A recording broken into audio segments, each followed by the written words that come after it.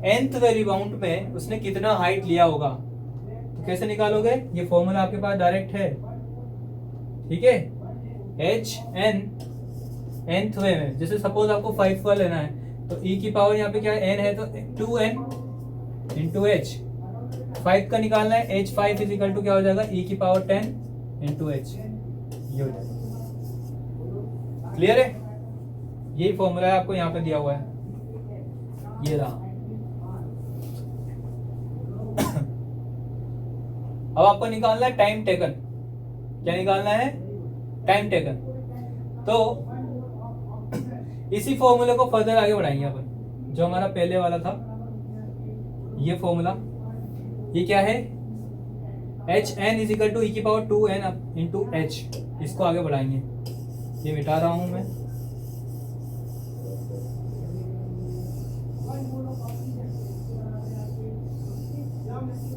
ठीक है।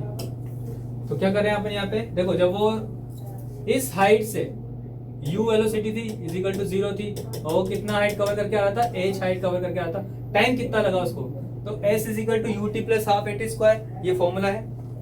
कौन सा फॉर्मूला है, चलो मैं दोबारा ही बता देता हूँ, नई स्लाइड देखें। ये जो बॉल थी आपकी, ये यहाँ से नीचे आ रही थी, h हाइट कवर करी थी, u इज इक्वल टू 0 था, फॉर्मूला लगाना है अपन को, s is equal to u t minus half G T square. तो u तो 0 है और s क्या है, नीचे आ रहा है, तो माइनस का h हो जाएगा, इज इक्वल टू माइनस के हाफ जी टी स्क्वायर। तो यहाँ क्या हो जाएगा, ये माइनस से माइनस कर दिया,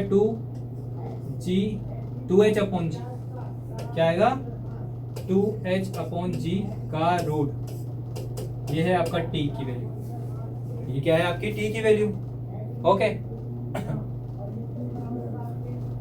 तो वेट अ मिनट, यही से अपन को यूज करना है, कहां से, h से। h बराबर कितना आ रहा है, हाफ जी टी स्क्वायर, ये आ रहा है, नहीं आ रहा।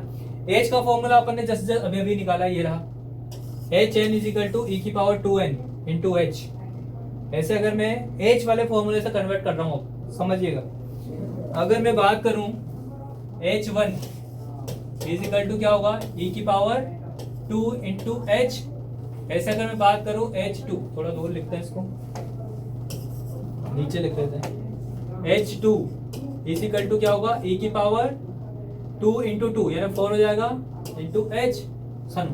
अब यहाँ से h is equal to half G T square है। ऐसे अगर कोई पर्टिकुलर वैल्यू पे ऑब्जेक्ट कहाँ था, सपोज ये h हाइट h1 पे था, तो t1 इज इक्वल टू कितना हो जाएगा, h1 इज इक्वल टू कितना हो जाएगा, h1 कितना हो जाएगा, जल्दी से बताओ, ये वाला formula, h1 is equal to होगा हाफ जी t1 का स्क्वायर। ऐसे h2 बराबर क्या होगा, हाफ जी t2 स्क्वायर। ये समझ में आ रहा है, पक्का ना, गेट इट। हर जो कोलिजन हो रहा है उसका बात की बात कर रहा हूं मैं, h1 के लिए ये होगा, ऐसे अगर h2 के लिए होता तो ये होता। अब हम यहाँ पे वैल्यू रखेंगे जो हमने बात करी थी ना, यहाँ पे रुको, चलो h1 ये इसके पहले पढ़ा था, अपन को टाइम निकालना है, तो इसको टाइम के टर्म्स में लिखते हैं, तो h1 को अपन टाइम से टर्म में लिख देंगे, हाफ जी t1 का स्क्वायर। देखें, चलो लिखते हैं, हाफ जी t1 का स्क्वायर, हाफ जी t1 का square is equal to e square. इस वाले h को क्या लिखेंगे अपन, ये रहा half G T square, half G T square. तो हाफ जी से हाफ जी तो कट गया, बचा क्या, t1 का square is equal to e square into t का स्क्वायर।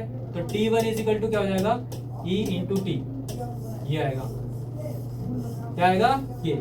अब इसके बाद चलते हैं h2 इज इक्वल टू क्या है, हाफ जी t2 स्क्वायर है कि नहीं है, half G t2 square is equal to e की पावर 4। h की जगह क्या लिख सकते हैं, half G T square, half G T square, half जी से हाफ जी कट गया, तो क्या बचा यहाँ पे, देखो t2 is equal to e की पावर 2 इंटू टी। तो t2 कितना आया, t2 is equal to e की पावर 2 इंटू टी। ऐसे t3 कितना हो जाएगा, e की पावर 3 इंटू 3 t, ऐसे टेस्ट टेस्ट करते जाओ आप, t n is equal to e की पावर n इंटू टी। यह